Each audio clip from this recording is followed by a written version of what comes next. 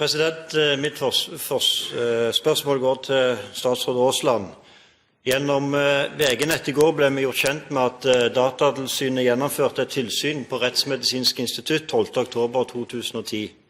I den foreløpige rapporten fra Datatilsynet felles det en knusende dom over Rettsmedisinsk institutts behandling av sensitive opplysninger. Det påpekes store systematiske mangler med virksomhetens internkontrollsystemer og informasjonssikkerhet. Det foreligger alvorlige brudd på personopplysningslovens grunnkrav ved behandlinger av denne type opplysninger, og det vises til at RMI systematisk har gått utover fullmaktene om dets oppdragsgiver eller lovgiver gitt I forhold til behandling av personopplysninger. I praksis så betyr dette eksempelvis at det foregår ulovlig lagring av informasjon om personer som sjekket ut av straffesaker. Sensitiv informasjon om farskapstester og DNA-profiler oppbevart ulovlig. Personopplysninger ikke beskyttet mot innsyn fra uvedkommende, og det har pågått forskning på biologisk materiale uten tillatelse, hverken av den enkelte eller fra offentlige myndigheter. Og det ikke første gang at det avsløres at RMI ikke følger personvernreglene. I februar 2009 ble Datatilsynet tilfeldigvis gjort kjent med at biologiske prøver tatt ved Rettsmedisinsk institutt var ulovlig lagret og benyttet I forskning.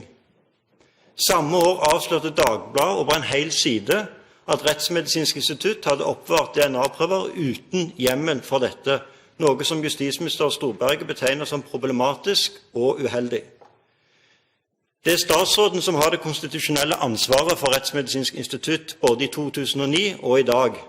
I VG-nett I går ble vi gjort kjent med at statsråden heiv seg på telefonen til Universitetet I Oslo når ble kjent med denne saken. Hva gjorde statsråden I 2009 når ble kjent med en tilsvarende sak, og hva har statsråden gjort etter 2009 for å rette opp dette? Statsråd Tore Aasland.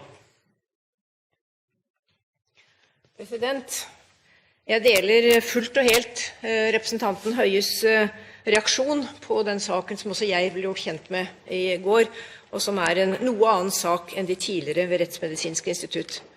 Det helt uholdbart at man, hvis det riktig, har brutt lover og regelverk og har foretatt ulovlig lagring av informasjon.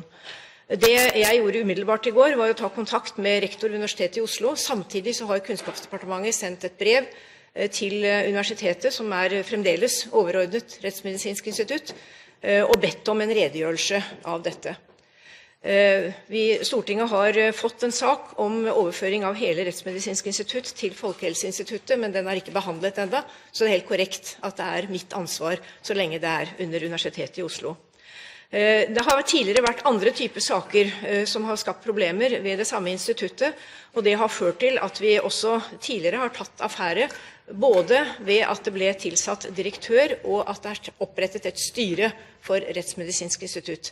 Dette gjort for å få en bedre styring og kontroll på aktiviteten der, som jo delvis en aktivitet på oppdrag fra Justisdepartementet når det gjelder DNA-registeret, men som også en undervisnings- og forskningsaktivitet som tilknyttet selvfølgelig Universitetet I Oslo. Jeg håper med de grep som nå tatt, og med den gjennomgangen vi får, at vi får en god og oppegående virksomhet ved instituttet, og jeg tror det veldig riktig at man overfører hele instituttet ut av universitetet og til Folkehelseinstituttet. Men enn så lenge det der, og vi kommer til å følge opp saken meget grundig, avventer nå en redegjørelse fra universitetets ledelse, selvfølgelig da også fra Rettsmedisinsk institutt, direktør og styre. Høie til oppfølging. Statsråden tilhører et parti som sier at de en del av den såkalte personvernalliansen, og da regner jeg med at statsråden har personvernet langt fremme I sin bevissthet, I sin kontakt med sin virksomhet. I Stortinget 10. november 2010 så sa statsråden gjentatte ganger til Stortinget I forhold til styringen av RMI at, sitat, «Jeg kan forsikre representanten om at justisministeren og jeg har løpende kontakt om denne saken, så det mangler ikke på kontakt. Sitat, og jeg har god kontakt med Universitetet I Oslo som ansvarlig for dette instituttet.» Så siden dette var en stor avsløring allerede I 2009, så regner jeg med at i den kontakten som da har vært veldig tett, ifølge statsråden selv, knyttet opp mot styringen av RMI, og at statsråden representerer et parti som er opptatt av personvern, at personvern har vært et sentralt tema i den kontakten, siden dette har vært et gjennomgående tema i de kravene blant annet Høyre har hatt om en granskning av RMI. Statsråd Aasland. Personvern er en overordnet verdi i all forskning. Og det er det som er inngangen min til de styringssignalene vi har gitt til Rettsmedisinsk institutt. Nå er det jo ikke slik at noen av statsrådene går inn i den detaljerte virksomheten som instituttene driver.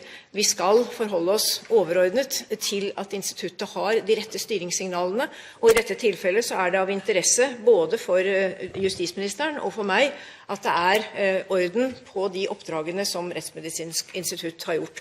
Og jeg har da først nå blitt kjent med gjennom den rapporten som Datatilsynet har laget, med det som nå er beskyldningene. Tidligere har det vært andre typer saker som vi har tatt fatt i. Så jeg står ved det jeg har sagt, setter selvfølgelig personvernet ekstremt høyt, og det betyr både i forhold til saker som Rettsmedisinsk institutt gjør på oppdrag fra Justisdepartementet, men også saker som har med forskning å gjøre.